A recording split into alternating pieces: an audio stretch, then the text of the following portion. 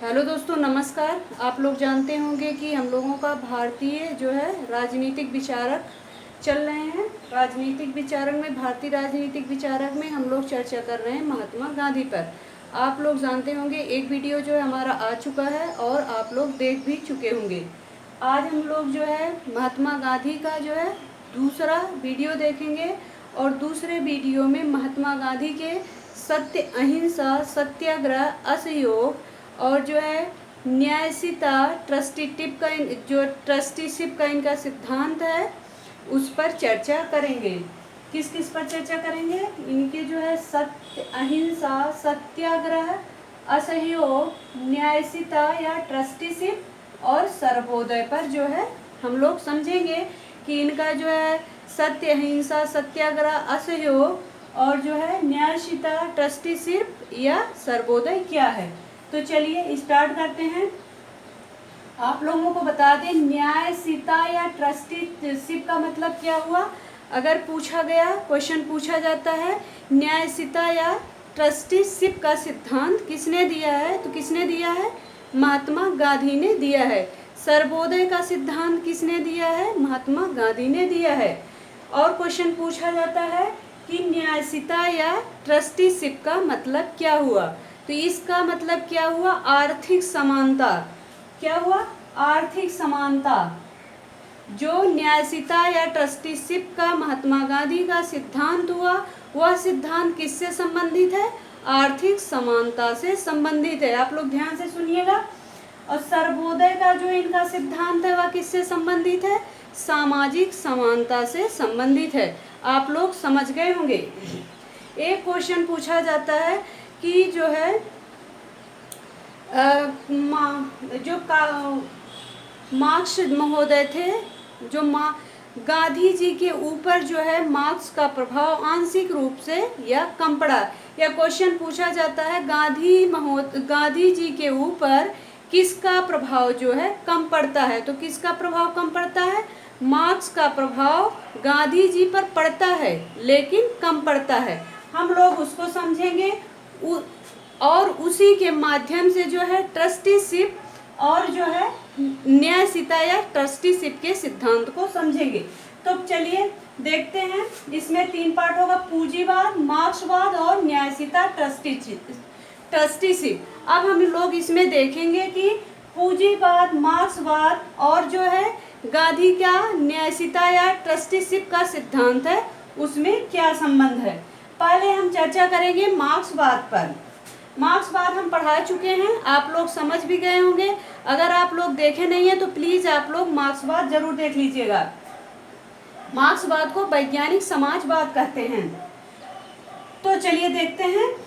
जो पूंजीवाद था, मार्क्स ने कहा कि समाज में जो है कितने वर्ग होते हैं। समाज में इन्होंने कहा कि 2 वर्ग होते हैं।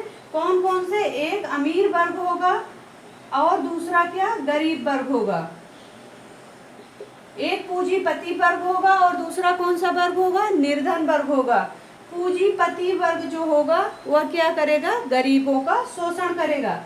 गरीबों का शोषण कैसे करेगा? जब गरीब जो है पूंजीपति के फैक्ट्री या पूंजीपति के यहाँ कार्य करता है तो जो उसे लाभ मिलता है पूंजीपति जो है स्वतः रख लेता है और निर्धन या गरीब को नहीं देता है, जिससे जो है निर्धन धीरे धीरे और निर्धन होता जाता है और पूंजीपति जो है धीरे धीरे और अमीर होते जाते हैं। जब जो है अत्यधिक शोषण बढ़ जाता है तो गरीब क्या करता है? निर्धन वर्ग या गरीब वर्ग क्या करेगा? तब जो है दोनों में युद्ध होगा। किसमें? गरीब वर्ग में और पूंजीपति में युद्ध होगा। जब युद्ध होगा तब क्या होगा? गरीब और पूंजीपति वर्ग में, पूंजीपति वर्ग में युद्ध होता है। तो मार्क्स ने कहा कि इसमें जो है गरीब वर्ग जो होगा वह पूंजीपति को परास्त कर देगा। मतलब विजय किसकी होगी? गरीब वर्ग की होगी। तब इन्होंने कहा कि जब गरीब वर्ग की विजय होती है तब गरीब वर्ग क्या करेगा? जो पूंजीपति जो है गरीब वर्ग का शोषण करते थे वही गरीब वर्ग अब क्या करेंगे? पूंजीपति वर्ग का शोषण करेंगे। जब पूंजीपति वर्ग का शोषण करेंगे, गरीब और अमीर वर्ग दोनों, गरीब और अमीर वर्ग, गरीब और पूंजीपति वर्ग क्या कर चुका है, युद्ध में हार चुका है, और गरीब वर्ग क्या कर रहा है, पूंजीपति का शोषण कर रहा है। तब की स्थिति को इन्होंने समाजवाद कहा। किसने कहा? मार्क्स ने कहा। तब इन्होंने कहा कि समाजवाद की अवस्था आ जाएगी। और जो है इसके बाद क्या होगा, जब गरीब वर्ग पूंजीपति वर्ग दोनों लोग संतुष्ट हो जाएंगे, तब क्या होगा, तब जो है साम्यवाद की अवस्था आ जाएगी। आप लोग समझ गए होंगे। तब किसकी स्थिति आएगी? साम्यवाद की स्थिति आ जाएगी। आप लोग समझ गए होंगे साम्यवाद की स्थिति कैसे आती है। गरीब वर्ग जो है पूंजीपति वर्ग का शोषण करके संतुष्ट हो जाता है और कहता है भाई चलो अब हमारा जो है, हमारा जो आपने मेरे साथ किया हमने आपके साथ किया, अब हम जो है संतुष्ट हो गए हैं, अब समाज में कोई किसी का शोषण नहीं करेगा। सब लोग जो है और सब लोगों के पास जो है क्या होगा, सबके पास जो है आर्थिक समानता होगी, सब लोगों के पास धन होगा और सब लोग अपनी आवश्यकता अनुसार जो है धन का सृजन करेंगे। इस प्रकार मार्क्स ने कहा कि समाज में क्या आ जाएगा, साम्यवाद की स्थिति आ जाएगी। आप लोग यहाँ तक समझ गए होंगे। जब साम्यवाद की स्थिति आ जाएगी तब क्या हो जाएगा, तब आर्थिक समानता की स्थिति, तब क्या होगा, आर्थिक समानता जो है समाज में स्थापित हो जाएगी और कोई वर्ग किसी का शोषण नहीं करेगा। आप लोग समझ गए होंगे। यह जो है मार्क्सवाद है। मार्क्सवाद भी आर्थिक समानता की बात करता है, मार्क्सवाद भी आर्थिक समानता की बात करता है। और गांधी जी का जो है न्यायशीलता और ट्रस्टीशिप का सिद्धांत जो है वो भी आर्थिक समानता की ही बात करता है। इसलिए जो है दोनों में यहाँ आंशिक समानता दिखाई पड़ती है। और दोनों जो है गांधी जी भी और मार्क्स दोनों ने पूंजीवाद का विरोध किया है। मार्क्स का जो है अलग रास्ता है विरोध करने का, आप लोग समझ गए होंगे। इन्होंने कहा कि दोनों वर्ग युद्ध करेंगे, युद्ध के बाद जो है पूंजीपति वर्ग हार जाएगा और जो है इसके बाद समाजवाद की स्थिति आएगी। फिर क्या करेगा, गरीब वर्ग जो पूंजीपति बचे रहेंगे उनका शोषण करेंगे, फिर समाज में साम्यवाद की स्थिति आ जाएगी। आप लोग यहाँ तक समझ गए होंगे। अब गांधी जी का समझते हैं। गांधी जी ने क्या कहा था कि पूंजीपति वर्ग का अंत कैसे होगा। गांधी ने नैतिकता पर बल दिया था। किस पर? नैतिकता पर बल दिया था। उन्होंने कहा था कि सभी व्यक्ति यह स्वीकार करेंगे कि संपत्ति पर हमारा ही नहीं बल्कि सारे समाज का अधिकार है। गांधी जी ने अपने सिद्धांत में नैतिकता पर बल दिया। उन्होंने कहा कि सभी व्यक्ति जो है स्वतः स्वीकार कर लेंगे कि जो है सबका अधिकार है, संपत्ति पर हमारा नहीं बल्कि पूरे समाज का अधिकार है। पूंजीपति भी समझेंगे, पूंजीपति वर्ग भी इस बात को स्वीकार कर लेंगे। इस तरह से वह स्वतः ही संपत्ति का त्याग कर देंगे। किसने कहा है? गांधी जी ने कहा है। इस तरह से जो है पूंजीपति ये बात को समझेंगे कि हमारा जो है सिर्फ अधिकार नहीं है संपत्ति में, पूरे समाज का अधिकार है। इस तरह जो है पूंजीपति जो है संपत्ति का त्याग कर देंगे। अगर ऐसा भी, इन्होंने कहा आगे ऐसा भी हो सकता है अगर पूंजीपति स्वीकार ना करे तब क्या करें?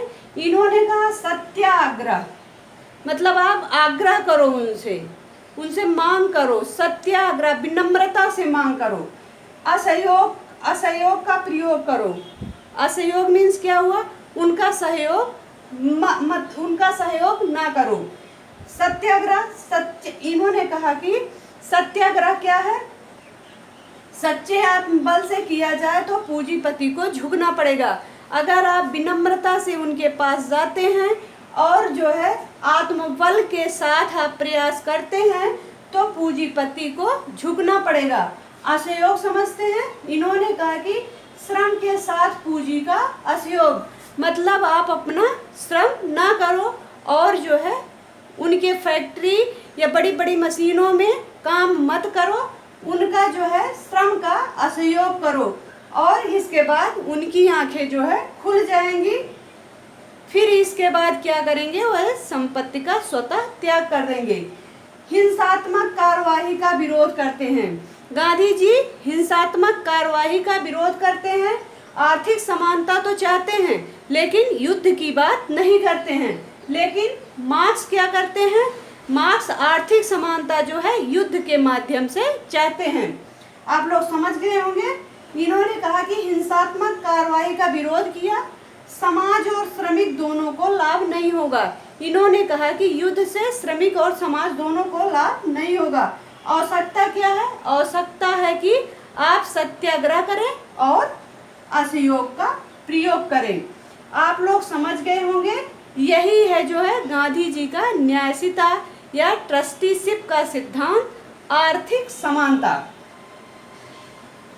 आप लोग समझ गए होंगे। फिर इन्होंने कहा कि जब संपत्ति का स्वतः त्याग कर देंगे तो पूंजीपति जब क्या कर देंगे, संपत्ति का स्वतः त्याग कर देंगे और फिर समाज में क्या होगा, इस प्रकार जो है व्यक्तियों का जीवन स्तर सबका समान हो जाएगा और तब समाज में क्या आ जाएगा, समाजवाद आ जाएगा। आप लोग समझ गए होंगे। आगे बढ़ते हैं। अगर आप लोगों को समझ में ना आया हो तो प्लीज आप लोग कमेंट में बताइएगा, फिर से हम समझाने की कोशिश करेंगे। अब इनका सत्य देखते हैं। सत्य क्या है, इन्होंने कहा कि सत्य को साधारण जीवन से प्राप्त किया जा सकता है। किससे प्राप्त किया जा सकता है, साधारण जीवन से। इन्होंने कहा कि सत्य जो है साधारण जीवन से प्राप्त किया जाता है। दैनिक जीवन में इन्होंने सत्य को सापेक्ष माना। दैनिक जीवन में गांधी जी जो है सत्य को सापेक्ष मानते हैं। इन्होंने कहा कि इससे जो है निरपेक्ष सत्य की प्राप्ति हो जाएगी।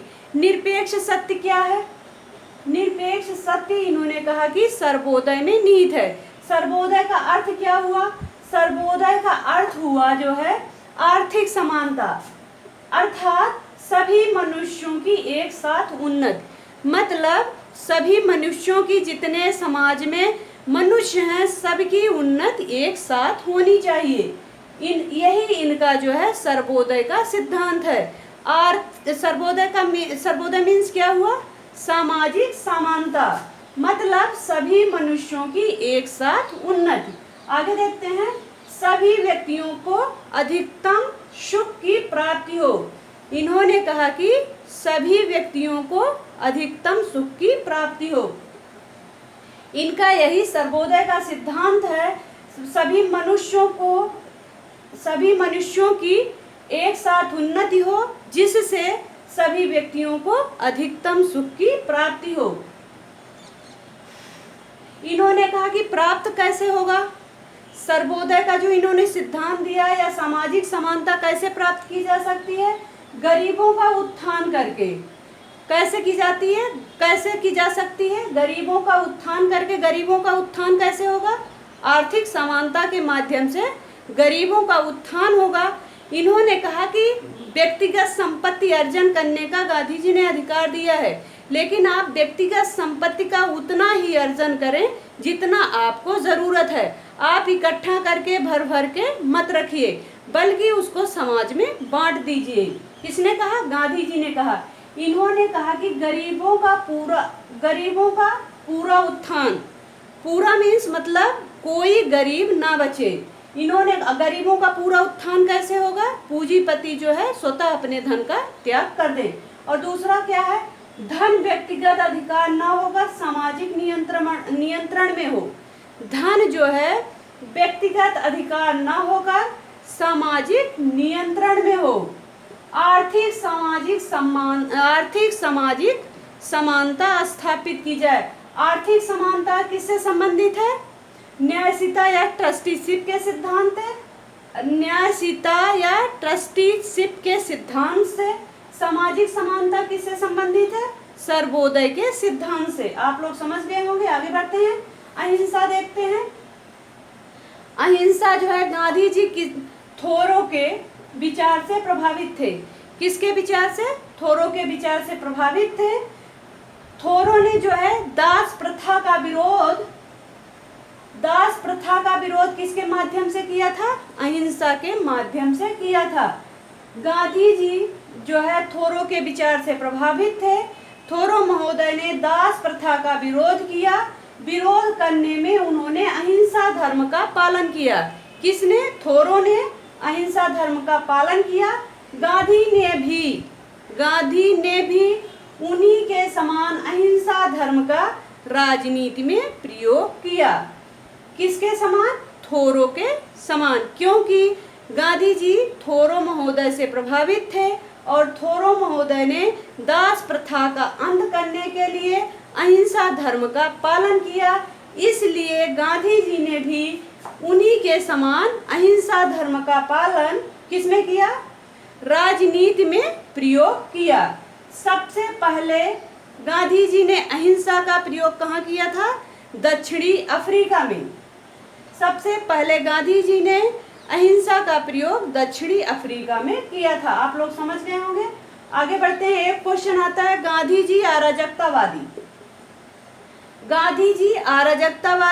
गांधी जी जो है टॉलस्टॉय,